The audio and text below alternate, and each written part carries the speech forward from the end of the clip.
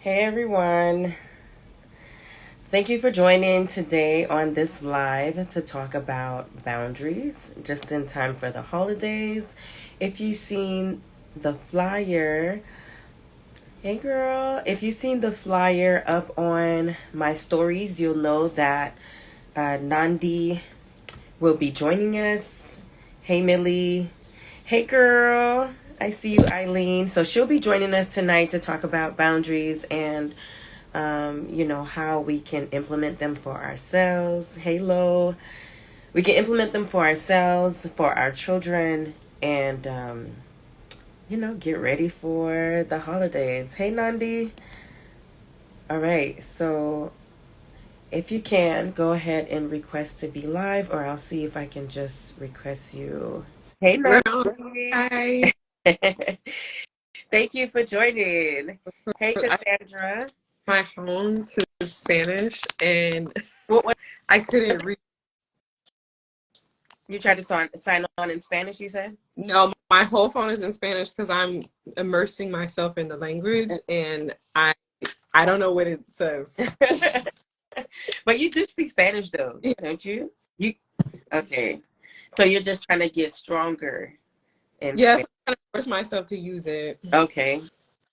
Cool, cool. So thank you so much for accepting my invitation to have this conversation about boundaries, something that we all need and can benefit from. And just before we start, I want to give a quick introduction. So Nandi here, the lovely Nandi, she is, if you notice the initials next to her name, MSWLCSW. Okay, which just means that she is a licensed clinical social worker, and of course she provides therapy for adults. She also provides coaching as well. And so after this conversation, if you're interested in, get your life together with Nandi, she will be available to help you do so. And, like I said, we're excited to be here to share on this topic, especially now, this time of year, for those who observe and celebrate the holidays, whatever it is that you celebrate. Usually around this time of year, people come together with their families and or friends. And so this makes sense to have this conversation about boundaries, because a lot of times our boundaries are tested, Hmm. or we find the need to set boundaries if we haven't already set or reestablished boundaries during this time. And so I would love maybe to start by getting a professional's um, definition on what boundaries truly, like, what is boundaries for So those who may not know or may not use it correctly even. we, boundaries are things that we put in place to protect ourselves, Yeah. to make sure that we're comfortable and that other people are comfortable around us. Amen. I love it. And, like I said, we're going to just dive in. So, what we did is on my page, I went ahead and posted the flyer for this event tonight. And I requested that anyone who was interested go ahead and drop your questions so that we could, touch on boundaries today. Um, and so we'll go through questions. I have just a handful. It wasn't much question. So if anybody here on tonight, we have six at this point. If anybody here is listening and would like to drop in some questions, feel free, because we're happy to have Nandi answer them for you from a professional expert in the field. And so we can't wait for her to just shed her knowledge on boundaries. So I want to say I share a lot, right, on stories on my feed, about mental health. It's a passion of mine. For those of you who've seen on my profile, I have a pin story or post where I talk about my journey into my passion, finding my passion around mental health. And it all stemmed from my time in police work, and I was crisis intervention. Fast forward, I became a crisis counselor with Crisis Text Line. So I found that for myself and for others, mental health have a lot to address issues from childhood, all those things. I believe in therapy. That's why we have a therapist here. But okay, boundaries. As a person who's kind of dealt with people pleasing, I found that it was hard a lot of times for me to um, not just uh, not just implement boundaries or enforce boundaries, but even to like even establish boundaries, it would be hard because I felt like, okay, if I tell this person I'm uncomfortable, now they're going to be uncomfortable. But, Yeah. you know, self-preservation is key. Like you want to look out for yourself. I heard this example this week about how when you're on the airplane and they give you instructions, right, for if there's an emergency, they say to always put on your mask first, then you help the person next to you. Absolutely. Even if that person is your child, Mm-hmm. right? And if you're not in a space to be in, if you're not in your best, at your best, then it's going to be hard to be there for others. And so boundaries are important in that way. Like if this is what it's going to take for you to be at your best self, then yeah, if someone makes you uncomfortable, you have to have that tough conversation. Right. And I think boundaries is also something that even if you are not a people pleaser, it might be difficult for you still because maybe in setting that boundary with your boss or your mom, this is going to be tough for you. It can be because those are delicate relationships to have to maintain. Yeah. And so you have to be maybe gentle with your delivery, with your conversation. So yeah. So boundaries.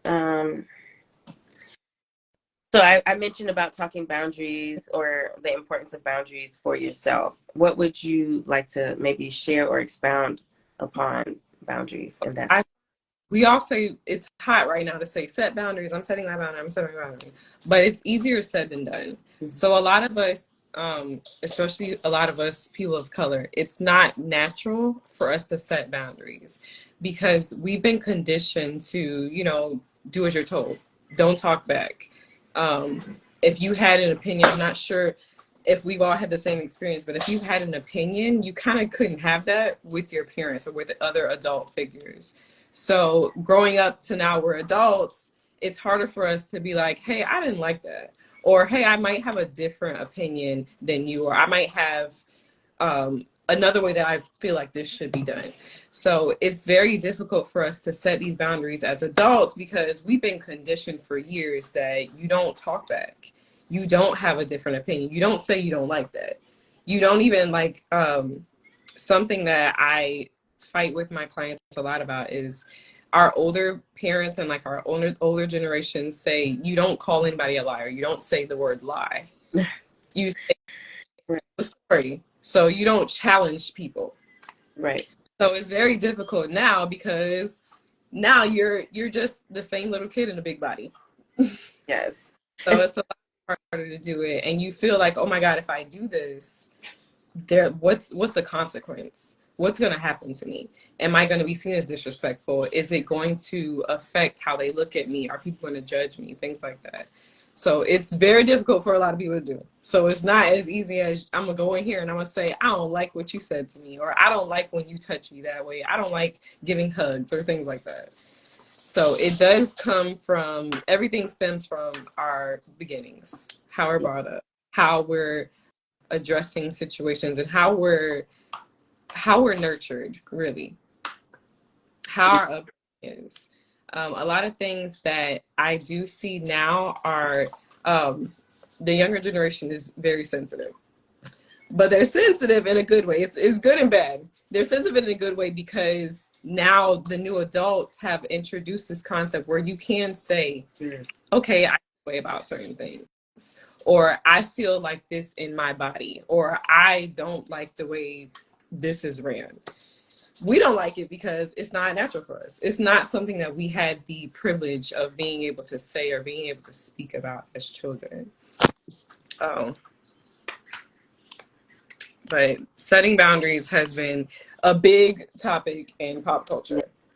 Yes. It's, you see it everywhere. Along with the word narcissist, boundaries is right up there. Oh, narcissist, that takes the cake. But boundaries, actually, the talk about narcissists is what makes you even go there with boundaries. Because if you set those boundaries early on, you Yeah. can avoid the toxicity of that narcissist or, going too far with them.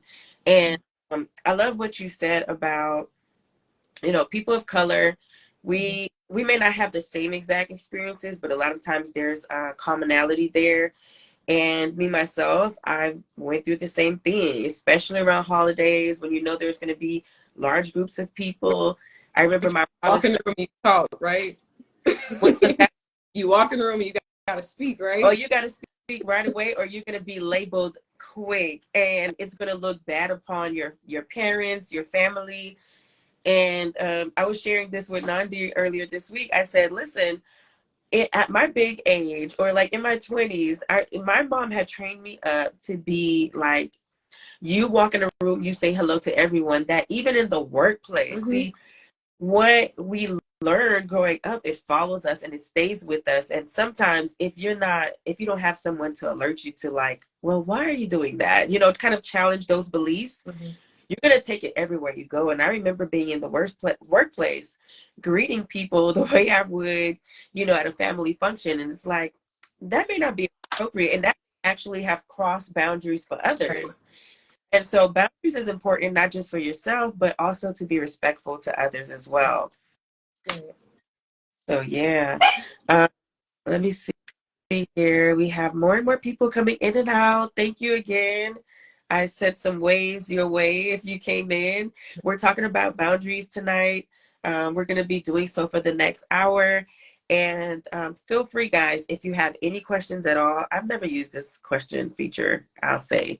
But, we learn something new every time. So if you have a question, make sure you drop it in the chat or the use the function there so you can submit your questions. But we're talking about boundaries.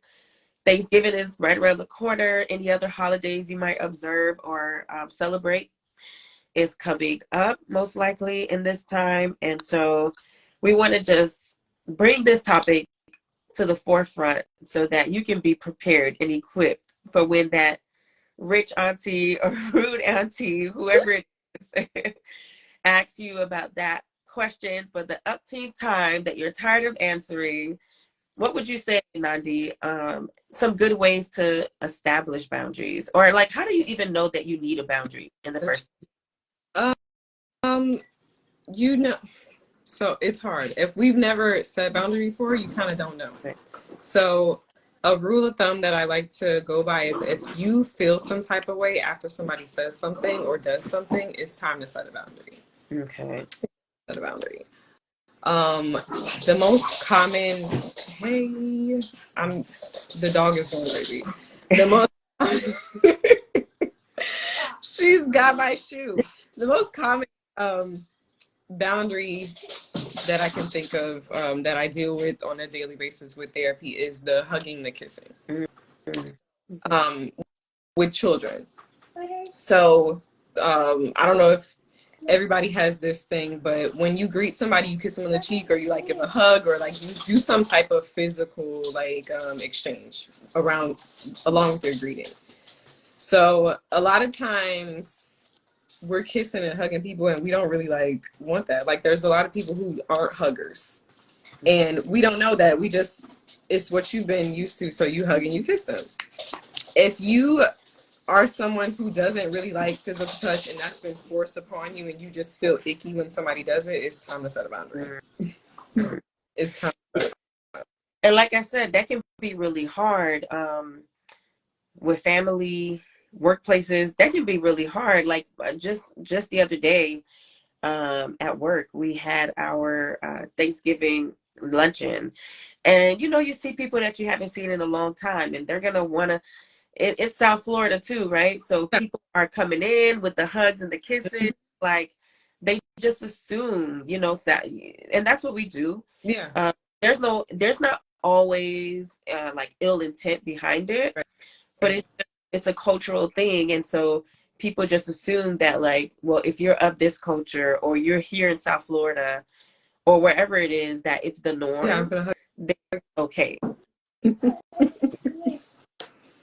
Yeah, but knowing when to say, "Hey, I don't really like that," can be really devastating for some people. It could be really anxiety provoking, which is why a lot of people don't like the holidays, or they don't really like getting along with family during these big gatherings or stuff like that, because all year you've been anticipating all these people touch me.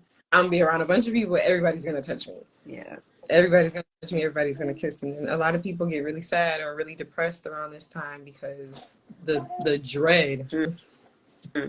the dread of getting to that type of environment and knowing that that's gonna happen, along with just being around people, because that's devastating too. Because we've been inside for a long time. Pandemic put us all inside the house. So now, like, knowing that we're going to be around a bunch of people that we haven't seen in a while, they're going to ask questions. Right. They're going to kiss you. They're going to hug you. They're going to ask you when you're having babies, when you're getting married.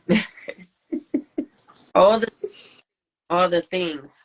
So let's just I noticed in the chat people are, they're adding comments here and there, and let's see.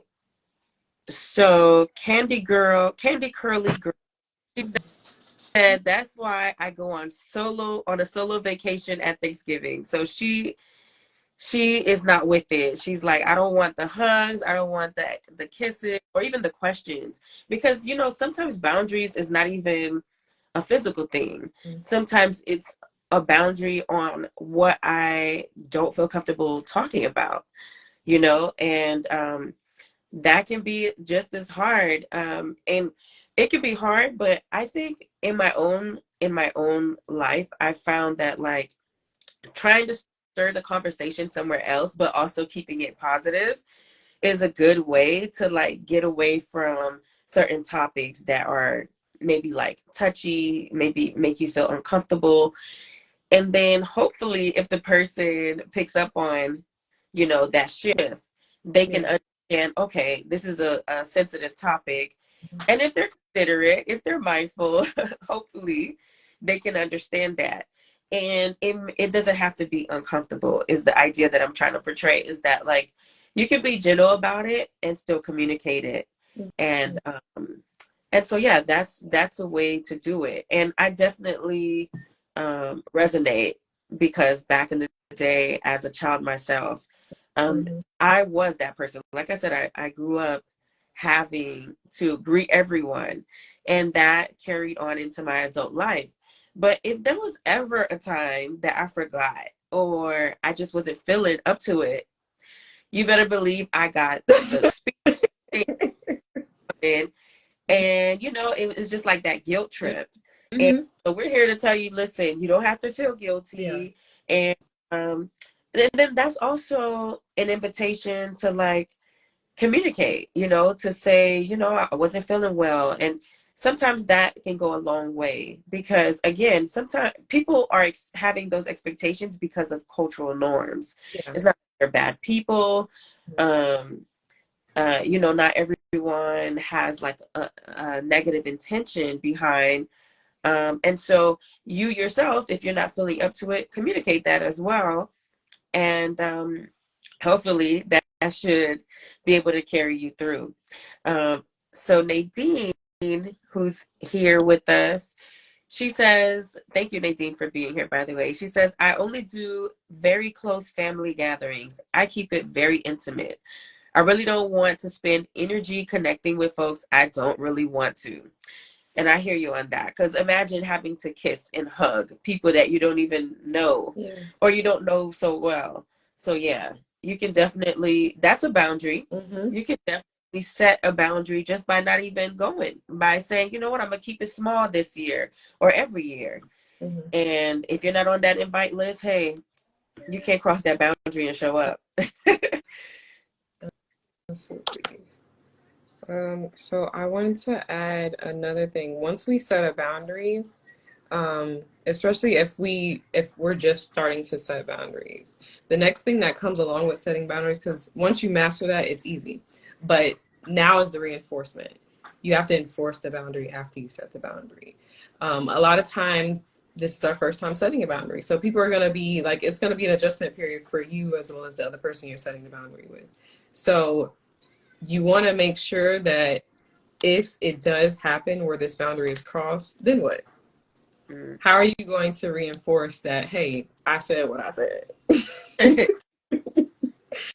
So just as much as setting the boundary is important, now you got to defend the boundary too. So if I say, for example, my baby does it all the time. She's able to communicate when she's had enough. Like if she's had enough of like me, because we're in a small space together, or if she's had enough about talking about something, or if I've hugged her too much. Mommy, I don't really want to, I don't really want to hug right now. That's her back. That's fine. That's absolutely fine. And I might hug her again because that's my baby and I want to hug her. But then what I've noticed that she does do is she'll like kind of push me away and be like, hey, I said I don't want you touching me. you touching me. Age, that's amazing. Agency.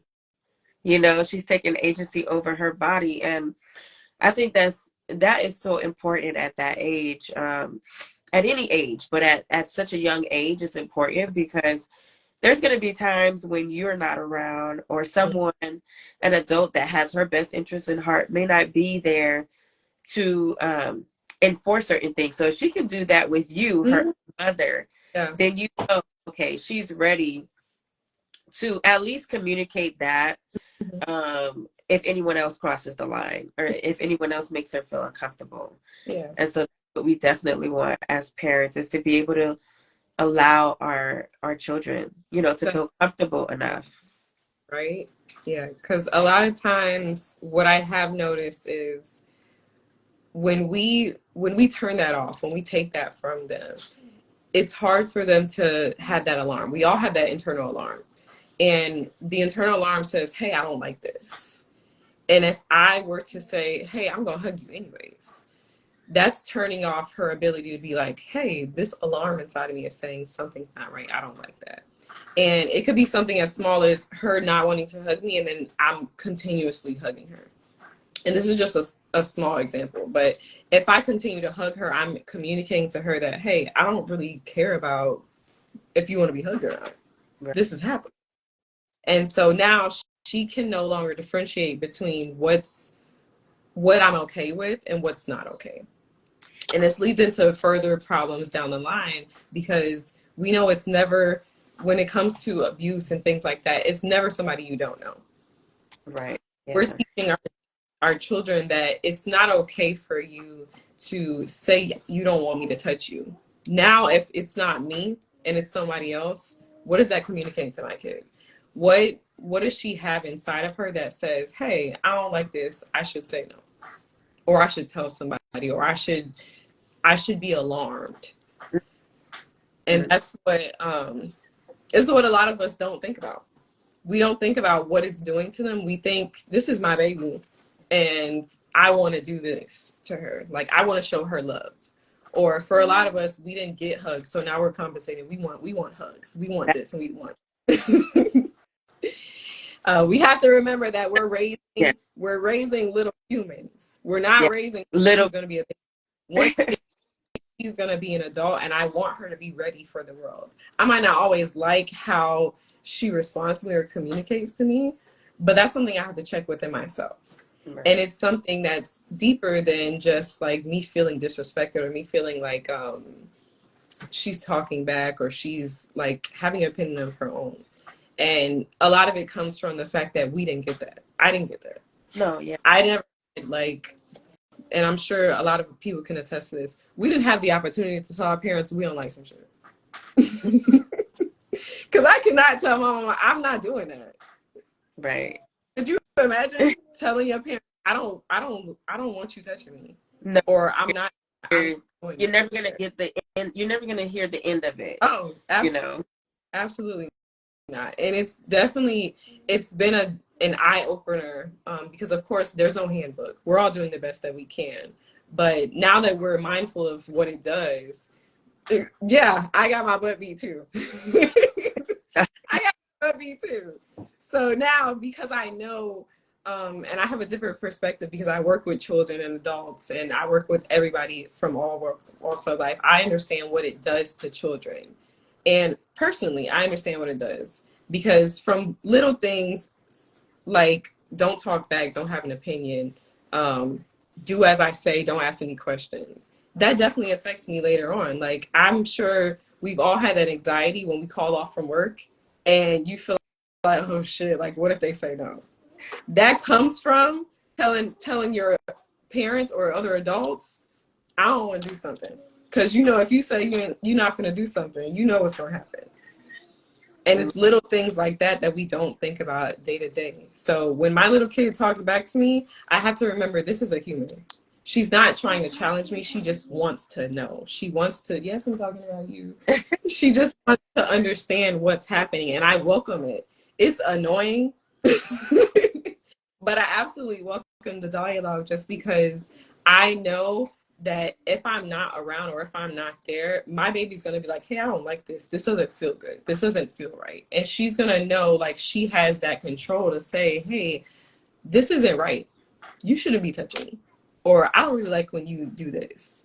And it's not gonna go further. And if you know little Zoe, it's not flying.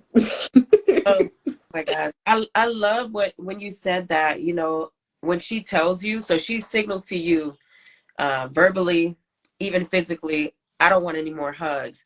Mhm. And I think even you saying, you know, it's because she's my baby, Yeah. even if you say that to her, that is helpful in itself because she knows, okay, mommy is not just blatantly, even though she's not thinking in that way, mommy is not just trying to, you know, Yeah, like ignore what I'm saying, absolutely. but she loves me, you know, but communicating that, it makes all the difference, I feel, in Mm-hmm.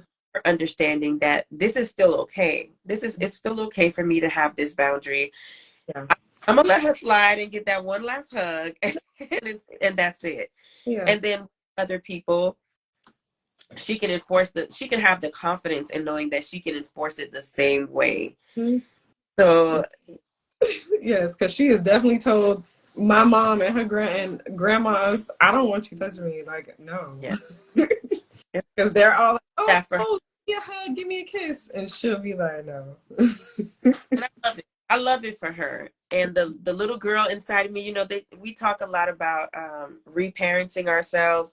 And I think that's one of the beauties of motherhood or, you know, parenthood if you have the chance to. And even like if you don't have children necessarily, but you can see that in your young nieces and nephews and any children that are around you, that like sometimes in those little moments you get a glimpse of like, wow, this could have been game changing for me at that age.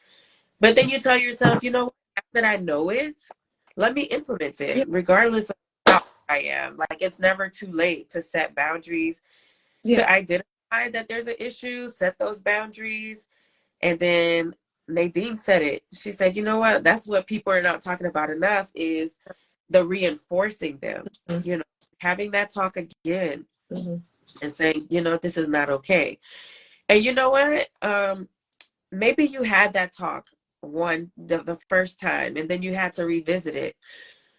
It might just mean that now you have to cut this person off, you know, Mm-hmm. limit your interactions because they're not respecting that boundaries, to take it, to know that okay, they have to take it seriously with you. Yeah, absolutely. It's hard.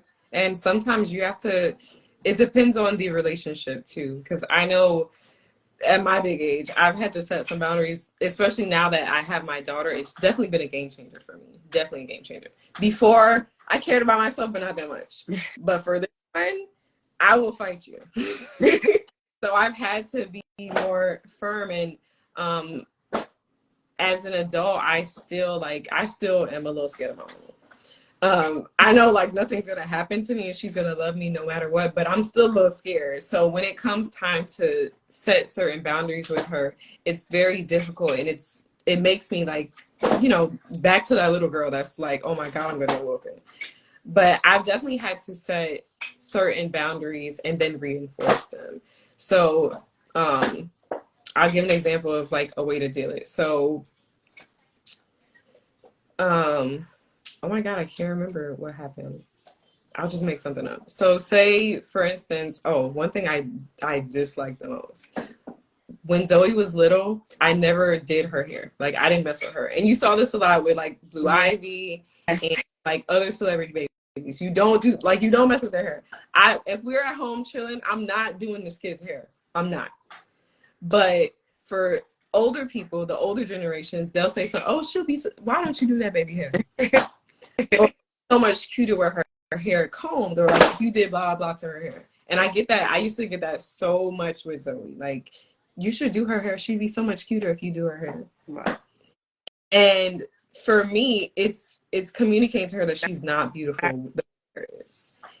And I've had to say to a lot of different people in my life, hey, I would like it if you didn't like say that anymore. Like I don't like how it makes me feel. And even though she doesn't understand it now, later on, I don't want her to think that the only way she's pretty is if her hair is done a certain way. I never want her to think that her beauty is tied into her hair, how her hair looks. And getting it from different people, look at this kid touching me. Thank you. Getting it from different people is going to stick with you always, right. Whether it's a conscious thing or a subconscious thing, it's always going to stick with you. And a way to reinforce that is if it happens again, like you got to be put on timeout. You keep, every time I'm on FaceTime with you, you keep saying this thing.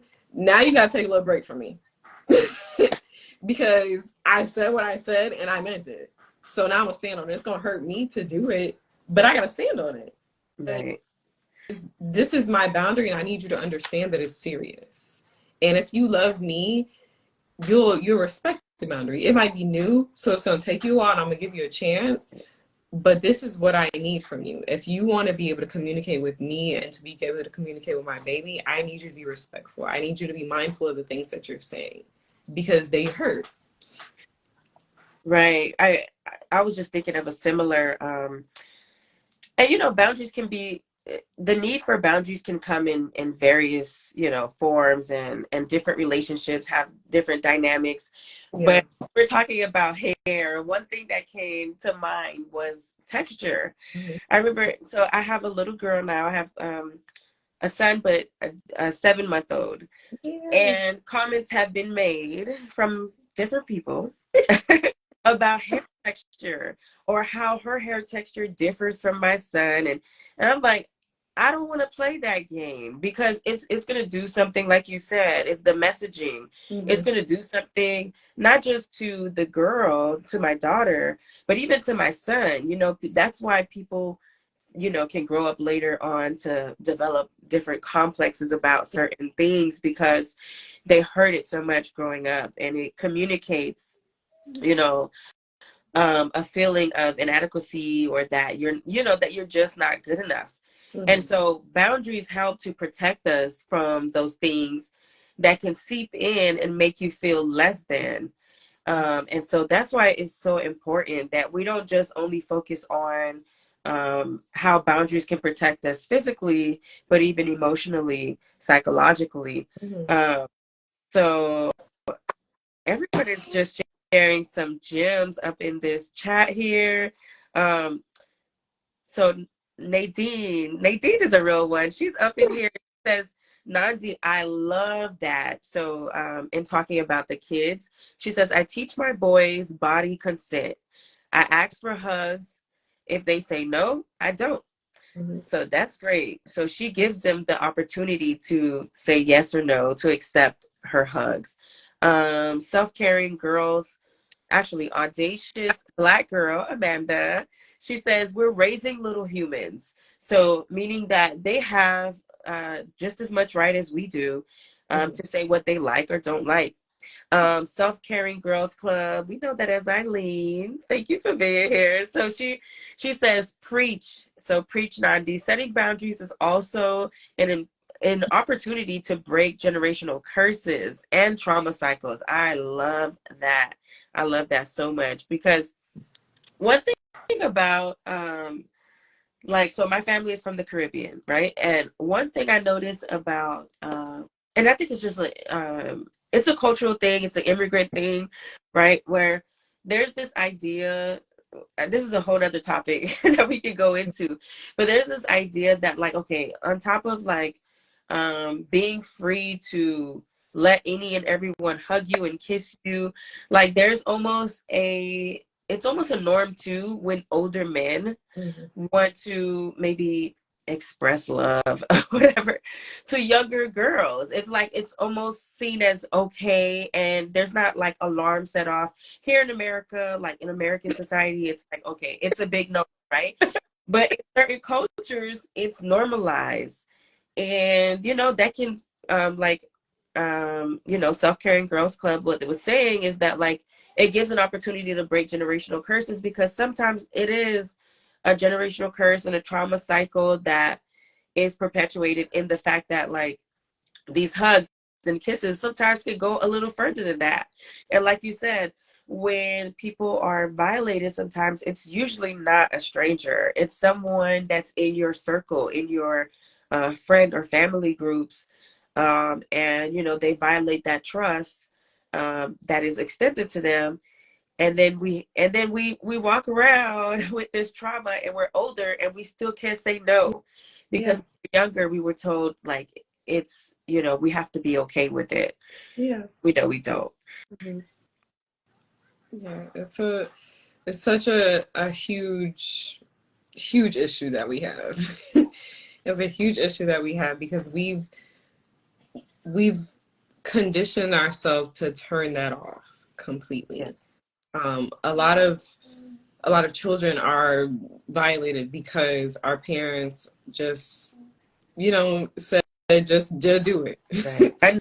Unknowingly too. Yeah, yeah, no, like just do it. Like we know he's a weirdo, but say hi to him anyways. Go in there and say hi. I know for a few of my clients that I have worked with, they were forced to actually like, if I walked into a room, I just had to say hi, like that's it. But for some people, you got to go in the room. Like, your auntie upstairs, you got to go in that room and say hi to auntie. You got to go in this place and say hi to this person. And a lot of times, they know. Kids know when they don't feel safe, but we force them to be like, hey, go in that room and go say hi to him. Right. Or go give that person a hug. And they don't want that. And we're doing a disservice by making them do things that we probably shouldn't even be doing ourselves, but we're making it okay, and it's not okay. Yes. So I'm gonna just read off some of the comments again, and then we'll get into some of the questions that we received. So Audacious Black Girl said, no wonder we have trouble with boundaries and trusting our intuition. Mm-hmm. And that is so true. Like you said, it's, once we push those boundaries, or make children or even adults feel like they shouldn't have them, then we start second guessing ourselves. She also went on to say we were punished for trying to put boundaries in place. Nadine says, I realize many things our parents call disrespectful were just kids trying to communicate. Mm-hmm. Nikki score 222. That whole idea, if children should be seen and not heard, definitely show up in your adult life. Oh, yes. Big time. That part. It's in simple little things. Nadine is saying, my then 3-year-old was watching TV and my dad changed it. He said, you did not ask to okay, so her son said to her dad, her Haitian father, and if you know anything about Haitians in general, but Haitian fathers, her 3-year-old said to her Haitian father, you did not ask if you could change the channel.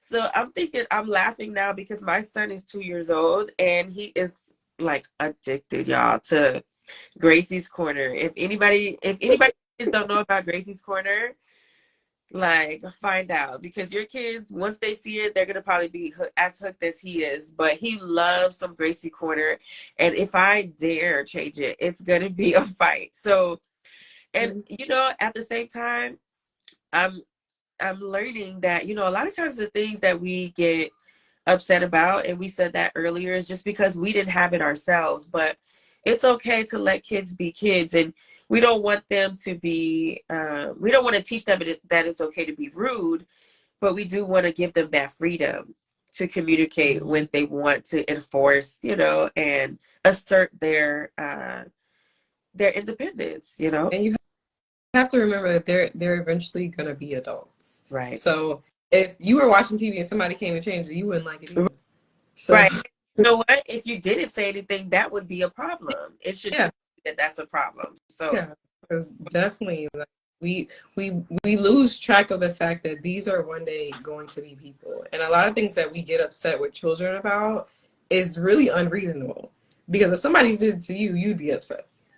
exactly. And so Nadine is saying she was scared for a second, but I explained it to my father that he wasn't being disrespectful, that her son wasn't being disrespectful. It's truly beautiful seeing us women, millennial women, doing the work to heal and do better by our children. I love this for all of us ladies, truly. And the men who are here, definitely take note too, because fathers, uncles, what role you play in a young person's life or even another adult, you can impart these things to them as well so that they know that it's safe and it's okay and it should be expected to set boundaries and reinforce them when you need to. I'm sorry, I have a little congested, but I'm going to go into the questions now. Thank you again for those who joined us. We're talking about boundaries just in time for the holidays because if you know, you know.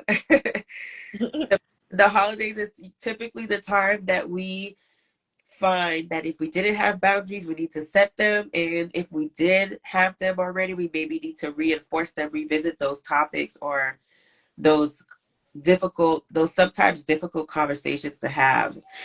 So, so we got a question in where someone asks, it's actually Self-Caring Girls Club. She asks, how can individuals navigate setting boundaries within family dynamics, especially during the upcoming holiday season? And what advice do you have for managing potential conflicts? So I think we covered this a bit, but I want to focus on managing the conflicts or the potential conflicts that might come up. Yeah. So in a setting like a holiday setting, like say you're around a bunch of family, the best way to set a boundary would be to redirect. Usually people get when you direct. So like if you ask me a question and I maybe redirected you by asking you a question or changing the subject, clearly I'm uncomfortable. And that's me saying, hey, let's talk about something else. Let's not go there. Let's do something else.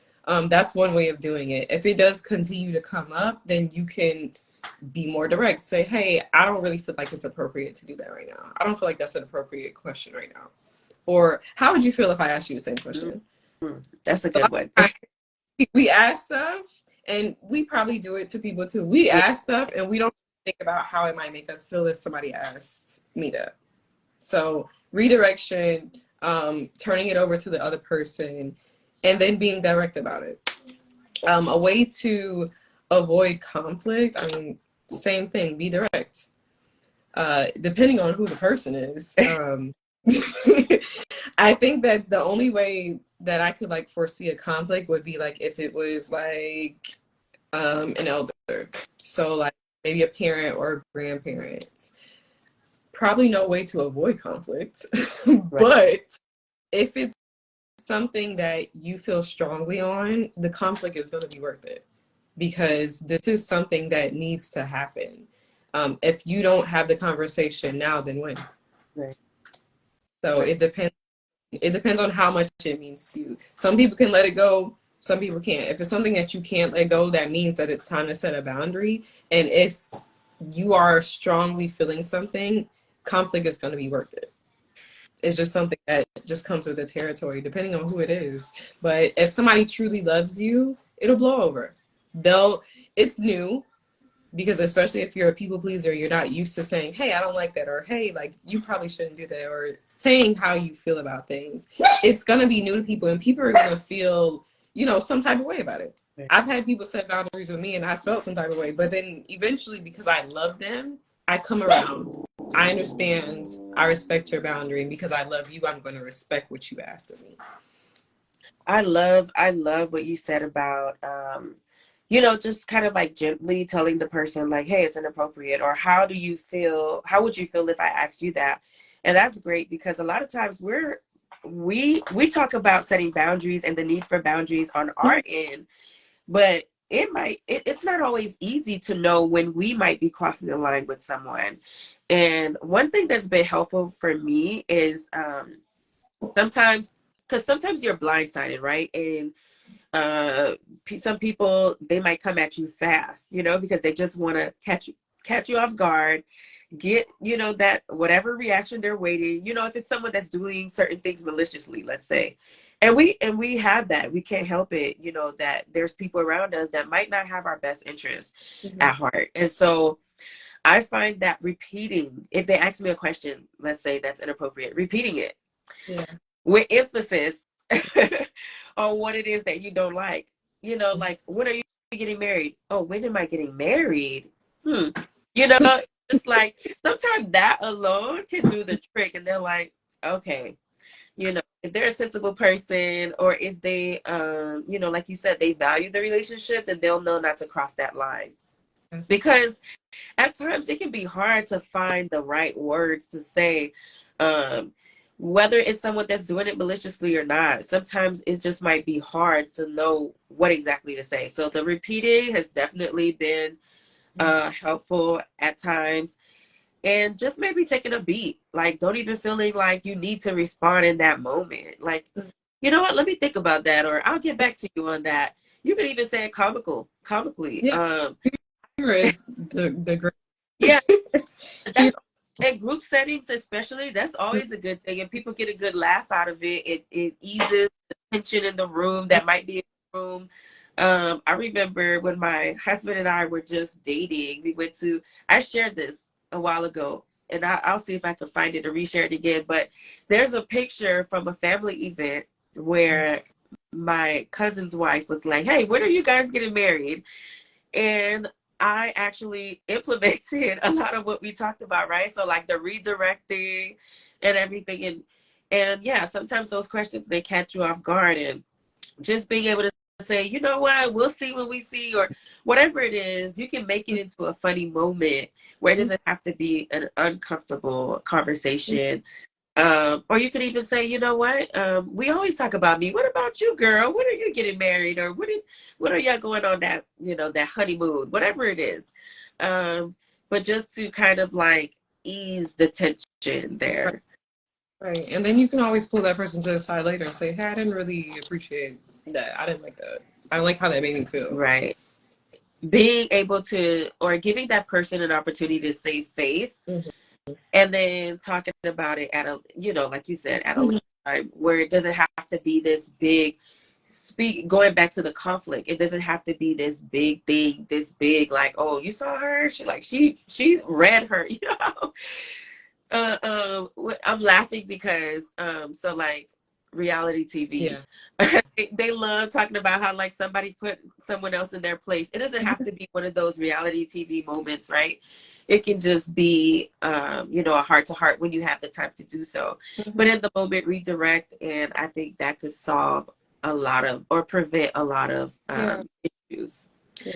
So another question that we received was, what are some effective strategies? See, a lot of times in having these conversations and responding, we answer some of these questions, but it says, what are some effective strategies for recognizing when our boundaries are being crossed? And how can we assert these boundaries without causing risks in relationships? So I don't know if you want to add onto what we already said. Everybody wants to hide from this conflict. You got to know your people. That's bottom line for anything. When you're dealing with people, you got to just know who you're dealing with. So the only way that it's really going to be an issue is if that person doesn't really care about you.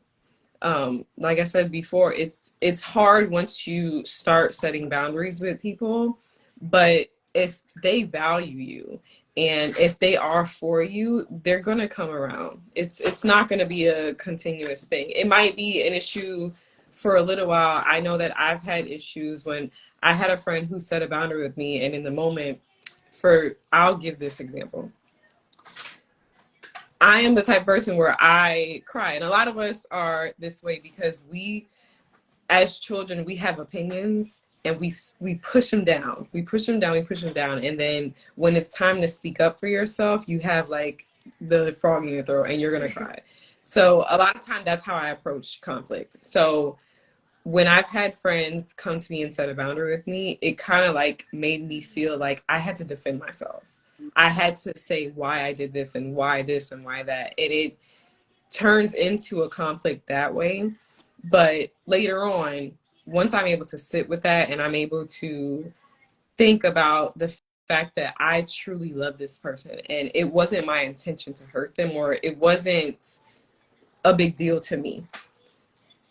And because I love them, I'm going to sit with that and I'm going to be like, you know what? She asked me to do this one thing. Let me do that.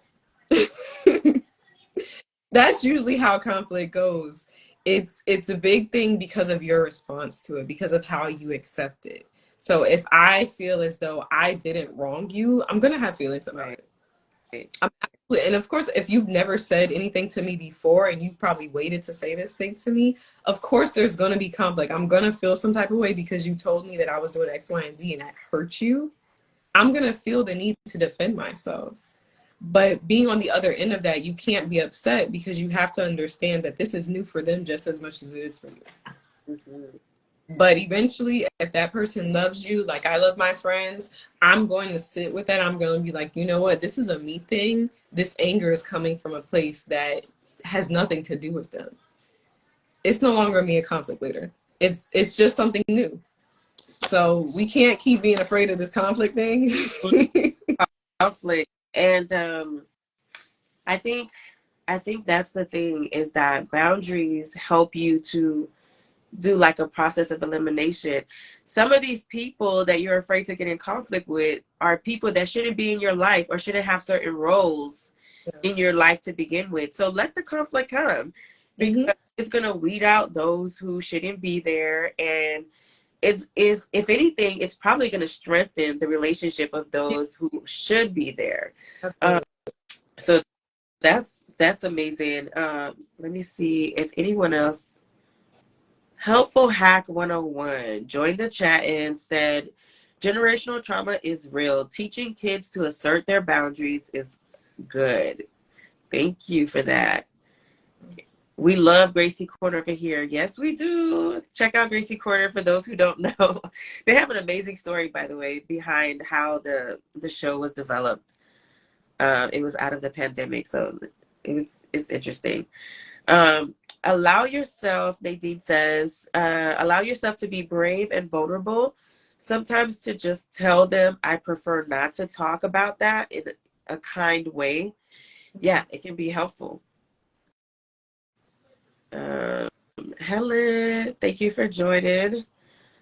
That part, Sabine. Yes, thank you guys for being here, rocking with us. It's been an hour already. Well, we didn't start exactly at 7, so let's go for a little bit. We're getting a free session, guys. We're getting a free time to be here. And yeah, boundaries. I guess while you can set boundaries for yourself, you can identify them and set them for yourself. I think if you're in therapy, or if you haven't started therapy, going to therapy or working with a therapist or even a coach, because Nandi is also a coach as well. They can help you in identifying, she can help you in identifying, where in your life you might want to set a boundary and how to establish and maintain them. Because it's only going to, I believe, only going to improve your quality of life. As a mother, and all the different hats that I wear and Nandi wears, without boundaries, we can't operate at our our best selves. And so boundaries are important because, work, if I go without a boundary, then Yeah. it's going to dictate how my day goes. You know, if I don't enforce these boundaries, you know, so it's definitely important, not just Mhm. for the holidays, but For life. for 'Cause, life. you know, people who don't have boundaries, we probably don't want to be friends with those people. Yes, They exactly. don't they don't have, there's no way that you can not have boundaries for yourself, because that means you don't value yourself. You don't value other people, even if it's something as small as you don't say specific words. I know in the mental health community, we don't use the R word. In the trans or LGBTQ community, they don't use the F word. Things like that are Right. boundaries that we have that we don't even think about that we have. So it's it's not always like what you don't want somebody doing to you. It's bigger things. It's how you live your life. It's everything. Right. Yeah. And you know what? I wanted to say that yes, in therapy, you can learn to identify, establish those boundaries. A lot of times, because we want to be liked, you know, or avoid conflict, like we said so many times in the hour. Um, so we you know kind of like you know we want to avoid boundaries as well, setting boundaries and establishing boundaries. So if you have a hard time in doing that, in identifying, establishing boundaries, seek professional help, you know, seek therapy. And then also I want to mention that, you know, because we talk about the other side of things and how we could be crossing others boundaries, it would be helpful in any relationship to Yeah. invite people to tell you when Hmm. you're crossing a boundary. I think that's super helpful, especially in friendships, even in parenting, you know, communicating with your child that, you know, it's okay to tell mommy when you don't feel like this thing that I'm doing is, you know, it makes you feel uncomfortable, or someone else makes you feel uncomfortable. Let me know so I can, you know, help you in setting that. Was that? I said, let us know so we can address that. Yes. Because yeah, So we yeah. can say what we said. Mhm. You know how you said that? That brings up another something I know that's a common thing is as little girls especially, there there's a lot of like, oh, change your clothes. That's where I'm getting at. So like if a man's in the house, we've been taught like you don't dress a certain way, you don't act a certain way, you carry yourself a certain way. And it's a very harmful thing because you're teaching little girls, and just in general, little girls, little kids, you're teaching them that it's something wrong with them and not the person. And we're not being mindful that it's harmful, because if you have somebody, a male in your house, who's looking at a little girl, it's not the little girl, Right. it's the other person. It popped up because that's another common thing that we do hear a lot. And I used to hear it a lot growing up. Like, you don't, if there's a man in the house, you don't wear that shirt, or you don't wear that skirt, or you don't dress that way, or you put on, like, I've always been told, oh, why don't you put on a sweater? Oh my And God. I think growing up, and as I got older, you know, your puberty hits and all of that, I think just instinctively I would grab a sweater. You know, Mhm. I was already like, I don't want to offend anyone. I don't want my mom to say this. And I actually remember this one time that I was wearing a particular outfit that it was perfectly okay to my mom. Mhm. One guy that we found out years later was one of those predators. Mhm. Said something about it and it was like, oh, you can't wear that anymore. So it's crazy because like you said, it definitely it sends a message to the girls, to the women, that something is wrong with her. Mhm. But it also sends a message to the guys Yeah. that there's no accountability, that they Mhm. have to they can cross boundaries all they want, and Right. they're not going to be held Oh, accountable. Right. right.